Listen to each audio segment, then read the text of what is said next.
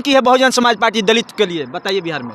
देखिए यहाँ पर जो हमारा संगठन है एकदम जमीन। कितना आंदोलन किए हैं बिहार में, ये हम मेरे पूछने का मतलब देखिए है। दलितों सड़क पर आई है कि नहीं बहुजन समाज पार्टी? बिल्कुल हम लोग हमेशा आते हैं। आपको छात्रवृत्ति 6-7 साल से बंद नहीं मिल रहा है दलित छात्रों, कैसे बनेगा इंजीनियर डॉक्टर? हम बात कर रहे थे छात्रवृत्ति की, गुण गाने लगे मायावती जी का यूपी में क्या किया था। यहाँ बात हो रही है छात्रवृत्ति की साहब, बिहार में छात्रवृत्ति बंद हो गया है। पिछलाती धूप में भैया आप अपर कास्ट की बात करें तो उन लोगों के पास तो जमीन जायदाद धन धरती सब हम बात काम किया। साहब ही बताइए ना, छात्रवृत्ति के लिए क्या कीजिए? छात्रवृत्ति तो अभी बंद है ना, बिहार सरकार में अभी बहुजन की सरकार है, ठीक है। लालू यादव बोलते हैं कि हम बहुजन के नेता हैं, नीतीश कुमार। लालू सुनिए ना, लालू यादव ने सब कुछ किया है दलितों के लिए, बैठने का अधिकार दिया है, चलने का अधिकार दिया है, बोलने का अधिकार दिया है। ये तो आप मतलब बाबा साहब को अपमान कर रहे हैं। और जो हम नहीं बोल रहे हैं, वही लोग जो कह बाबा साहब को अपमान कर रहे हैं, और जो हम नहीं बोल रहे हैं, वही लोग जो कह रहे हैं लोग कि लालू यादव ने बैठने का। नमस्कार, आप देख रहे हैं एक्टिविस्ट नीतीश, मैं हूं आपके साथ नीतीश। बिहार सरकार ने हाई कोर्ट में एफिडेविट दे दिया है कि बिहार के दलित छात्रों को, जो ST के पढ़ने वाले छात्र हैं, उनको अब स्कॉलरशिप की राशि नहीं दी जाएगी, यानी छात्रवृत्ति की राशि नहीं दी जाएगी। बिहार सरकार का कहना है कि हमारे खजाने में अब पैसा नहीं बचा है दलित छात्रों को देने के लिए। इस मुद्दे पर आज बातचीत करने के लिए हमारे साथ जुड़े हैं बहुजन समाज पार्टी के नेता हैं JD गोल्ड जी, और दलित एक्टिविस्ट भी हैं। इनसे बातचीत करते हैं, क्या कहना चाहते हैं। देखिए जो बिहार में सरकार चल रही है, ये जो सरकार बहुजन के नाम पर ये लोग सरकार में आ जाते हैं, सत्ता में आ जाते हैं, लेकिन दरअसल में ये लोग बहुजन है नहीं। क्योंकि बहुजन आइडियोलॉजी, बहुजन सिद्धांत को ये लोग फॉलो नहीं करते हैं। बहुजन जो सिद्धांत है उसको ये लोग फुलफिल नहीं कर पाते हैं। इसलिए ये जो लोग हैं प्योर, मतलब कहीं सबसे बड़का इस देश में अगर कोई मनुवादी सरकार चल रही है तो बिहार में चल रहा है। क्योंकि बिहार में आप देखिएगा तो जब से इनकी सरकार बनी है तब से मतलब हत्याएं काफ़ी बढ़ गई हैं। और उसके बाद में पहले क्या होता था कि आप जो बोल रहे हैं कि SC ST का स्कॉलरशिप ख़त्म हो गया है, तो ये लोग चाहते हैं कि इसके बच्चे जो SC ST के बच्चे हैं वे पढ़ ना पाएँ। मनुस्मृति में पहले क्या था, इतिहास में हम लोग जाएंगे तो पढ़ने को मिलता है कि मनुस्मृति में शूद्रों को जो है छूतों को पढ़ने लिखने का अधिकार नहीं था, उसको शिक्षा से वंचित किया गया था। वही फार्मूला ये लोग भी लागू कर रहे हैं, मतलब मनुवादी हैं। आज ये लोग भी मतलब SC ST को स्कॉलरशिप रोक रहे हैं। आप मनुवादी सरकार बोल रहे हैं। एक तरफ जो राजद के नेता हैं, लालू प्रसाद यादव को बहुजन का नेता बताते हैं, तेजस्वी यादव को बहुजन का नेता बताते हैं। एक तरफ नीतीश कुमार हैं जो बिहार के मुखिया हैं, वो भी खुद को बहुजन का नेता बताते हैं। देखिए ये बहुजन के नेता केवल कहने से नहीं हो जाएगा, हम कह ही रहे हैं, पहले ही बता दिए कि ये प्योर एकदम मतलब अगर देश में अगर कहीं मनुवादी सरकार चल रही है तो इन्हीं लोगों की चल रही है। क्योंकि ये देखिएगा कि बिहार में शुरू से लेकर के अभी तक अधिकांश जो है इन्हीं लोग का राज रहा है। यहाँ के दलित पिछड़े जो लोग हैं इन्हीं लोग को जिताए बार बार। क्यों जिताए? क्योंकि अन्य जो लोग हैं जो अपर कास्ट से कोई उसमें भी अगर मान लीजिए कि हीन भावना वाले लोग हैं, जो कि शूद्रों के साथ में भेदभाव, छुआछूत और उसको पढ़ने लिखने का अधिकार से वंचित करते हैं, उसको हीन दृष्टि से देखते हैं, तो उन लोगों से ये लोग लड़ाई लड़ेंगे। यह सोच करके दलितों ने इनको वोट दिया, इनको सत्ता में लाए। परंतु ये काम क्या किए, ये उनकी गुलामी आज भी कर रहे हैं, उनकी जी हजूरी कर रहे हैं, मालिक उन लोगों को कर रहे हैं। और ये लोग इनके ऊपर, दलितों के ऊपर सारे इनके हक अधिकार, इनके बहन बेटी के साथ मारपीट, बलात्कार, जो भी है घटनाएं इनके समर्थकों द्वारा बढ़ जाता है इनके सरकार में। आपको मालूम है छात्रवृत्ति कब से बंद है, कब से नहीं मिल रहा है दलित छात्रों को मालूम है? देखिए ये तो लगभग मतलब समझ जाइए कि 6-7 साल से ज़्यादा ही हो गया। आप लोग कहाँ थे? अब देखिए कि समाज पार्टी कहाँ थी? देखिए बहुत बढ़िया, मतलब ये समय है कि इस पर कोर्ट ने संज्ञान लिया। 6-7 साल हो गया। अगर कोर्ट समाज पार्टी कहाँ थी? यहाँ कोर्ट संज्ञान नहीं लेता तो फिर ये मुद्दा नहीं आता सामने।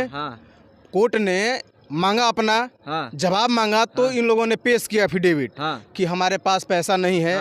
और वे पैसा क्या हुए भाई, जितने पैसा आते हैं केंद्र सरकार से, बोलिए ना, आप लोग भी दलितों की बात करते हैं ना। बहुजन समाज पार्टी दलितों की बात करती है ना, बहुजन सुनिए ना, दलितों की बात करती है। दलित हित ऐसी पार्टी है, 6-7 साल बता रहे हैं मतलब कि छात्रवृत्ति बंद है। कहाँ थी आप लोग? देखिए पहला बात यह है कि बहुजन समाज पार्टी है वो जो सर्वजन की पार्टी है। दलितों को लोग कह करके इसको बदनाम करते हैं। दलितों के साथ साथ दलित को खास कर इसको मतलब हक अधिकार की इसलिए बात करती है क्योंकि दलित लोग जो हैं सदियों से सताए गए हैं, पीड़ित हैं, वंचित हैं हर एक हक अधिकार से, इसलिए इनकी बातें अधिकांश करती है। लेकिन ये पार्टी जो है सबकी भलाई सोचती है, ये इनका नारा ही है सर्वजन हिताय सर्वजन सुखाय। तो बहुजन समाज पार्टी सबकी पार्टी है, ठीक है ना। और बात रही कि हम लोग क्या कर रहे थे, तो हम लोग देखिए जो है कि कैडर बेस पार्टी है हमारी, हम लोग संविधान को फॉलो करते हैं, कैडर बेस पार्टी है। हम लोग समाज को जागरूक करते हैं, लोगों को वोट के प्रति अवेयर करते हैं, तैयार करते हैं। बिल्कुल राजनीति आप आंदोलन की है बहुजन समाज पार्टी दलित के लिए, बताइए बिहार में। देखिए यहाँ पर जो हमारा संगठन है एकदम जमीनी स्तर पर धरातल पर लोगों के बीच में जा करके उनको जागरूक कर रही है, वोट के प्रति उनको सतर्क कर रही है, क्योंकि वोट से ही सारा हक अधिकार लिया जा सकता है। अगर बाबा साहब कहे हैं कि अगर आप अपने दुखों से मुक्ति चाहते हैं तो वोट का सही इस्तेमाल करना, अपना राजा चुनना, अपना मुखिया से लेकर के मुख्यमंत्री और प्रधानमंत्री तक चुनना। वोट ऐसा एक महत्वपूर्ण मतलब हम लोग के पास हथियार है कि आप अगर नरेंद्र मोदी जी हमारे खिलाफ कोई गलत कानून ला रहे हैं, अगर नीतीश कुमार बिहार में कोई गलत योजना ला रहे हैं, तो हम लोग बैठे बैठे यहीं पर यहाँ से बटन दबाएंगे और वहाँ से वो लोग ब्लास्ट हो जाएंगे, उड़ जाएंगे। मतलब इतना खतरनाक, एटम बम से भी खतरनाक है ये बटन। आप लोग दलितों के लिए कितना आंदोलन किए हैं बिहार में, ये हम मेरे पूछने का मतलब देखिए दलितों सड़क पर आई है कि नहीं बहुजन समाज पार्टी? बिल्कुल हम लोग हमेशा आते हैं, आपको पता नहीं होगा, खास कर सुन लीजिए, खास करके बहुजन समाज पार्टी भोजपुर जिला इकाई लगातार जब से हम लोग युवाओं की इसमें भागीदारी मिली है, हमारे अपर के पदाधिकारी हम जैसे युवाओं पर अपना विश्वास जताया है और हम लोग को जिम्मेवारी दी है, तब से हम लोग लगातार धरातल पे काम कर रहे हैं। यहाँ देखिएगा कि आयर में एक मुसहर सरजू नाम के मुसहर जो हैं, उनकी पानी में डूब जाने की वजह से मृत्यु हो जाती है। उनको लेकर के हम लोगों ने आंदोलन किया, उनको मुआवजा दिलाने के लिए जो राज्य सरकार जो प्रदत्त राशि होती है, मुआवजा दिया जाता है, उसके लिए हम लोगों ने बहुत ही संघर्ष किया। यहाँ तक कि हम लोगों ने रोड पर ईसाढ़ी बाजार पर आकर के हाई नेशनल रोड को हम लोग जाम किया। हम लोग के ऊपर 5-5 धाराएं लागू है अभी इसी उम्र में। वो बात तो अभी उसको बगल कीजिए, अभी छात्रवृत्ति की बात रही, आप डाइवर्ट मत कीजिए बात को। छात्रवृत्ति 6-7 साल से बंद नहीं मिल रहा है दलित छात्रों, कैसे बनेगा इंजीनियर, डॉक्टर, कैसे बनेगा बताइए ना। आप लोग दलितों की पार्टी है, सर्वजनों की पार्टी बोलते हैं। देखिए बिल्कुल सही बात है। आंदोलन अगर हम लोग जिंदा हैं तो आंदोलन तो दिखाना ही पड़ेगा। मेन बात ये है कि अगर देखिए हम लोग अभी हम भी बीएड किए हुए हैं, बीएड करने में हमको 1.5 से 2 लाख रुपया लग गया। ये फाइनेंशियल कोर्स में आता है। यहाँ की सरकार इतनी महंगा इसको कर दी है, सारे जितने भी और कोर्सेस हैं फाइनेंशियल कोर्स, उसको इतना महंगा है कि माने लोग जो गरीब गुरबे के लोग हैं, जो दलित शोषित पीड़ित वंचित लोग हैं, जिनके पास तो खाने के लिए ललायत हैं, वे लोग ऐसे ऐसे मतलब कोर्सेज नहीं कर पाएंगे। यही कोर्सेज उत्तर प्रदेश की एक मुखिया हुआ करती थी, मुख्यमंत्री हुआ करती थी बहन कुमारी मायावती जी, जो कि हमारे इस सबसे बड़े मतलब 3रा नंबर की पार्टी है। बहुजनों की सबसे बड़ी पार्टी इस देश में 3रे नंबर की बहुजन समाज पार्टी है। वो वहाँ पर जब सत्ता में आई तो उन्होंने क्या की, देखिए पढ़ाई में, शिक्षा में इतना सुधार की कि इस प्रकार के कोर्सेज जैसे MBBS हो गया, MBA हो गए, ITI हो गया, फिर से IIT हो गए, मतलब डिप्लोमा जितने भी बीएड हो गए, ऐसे ऐसे कोर्स जो फाइनेंशियल जिसमें लाखों लाख रुपए लगते हैं, ऐसे ऐसे कोर्स को बहन मायावती जी ने बिल्कुल दलितों के लिए कॉस्ट ऑफ फ्री कर दिया, एकदम मुफ्त कर दिया कि मतलब हायर से हायर एजुकेशन आप लोग प्राप्त करें। जिनको सदियों से वंचित किया गया था शिक्षा से, उनको बहन मायावती जी ने। हम बात कर रहे थे छात्रवृत्ति की, गुनगाने लगे मायावती जी का यूपी में क्या किया था। यहाँ बात हो रही है छात्रवृत्ति की। साहब बिहार में छात्रवृत्ति बंद हो गया है, बिहार के लड़के कैसे इंजीनियर बनेंगे, कैसे डॉक्टर बनेंगे, कैसे बीटेक करेंगे, क्या करेंगे बिहार के बच्चे? वही चमड़े का जूता सिएंगे, मजदूरी करेंगे जाके? नहीं, बिल्कुल नहीं। देखिए हमारे कहने का सारांश महत्व, मेरा कहने का यही सारांश था कि हम लोग अपना वोट के महत्व को समझे। बाबा साहब ने कहा है, इतने बड़े विद्वान, उन्होंने कहा है कि अगर आप अपने दुखों से मुक्ति चाहते हैं, अगर आपका कोई स्कॉलरशिप बंद कर रहा है, अगर आपके कोई हक अधिकार से वंचित कर रहा है, आपको शिक्षा में सुधार नहीं कर रहा है, आपके स्वास्थ्य में सुधार नहीं कर रहा है, आपको रोजगार नहीं मिल पा रहा है, आपको बढ़िया खाने पहनने का कपड़ा नहीं मिल पा रहा है, तो इन सारे माने अनेक प्रकार के दुखों से अगर आप छुटकारा चाहते हैं, उससे निजात चाहते हैं, तो एक ही उपाय है, वोट के महत्व को आप समझिए।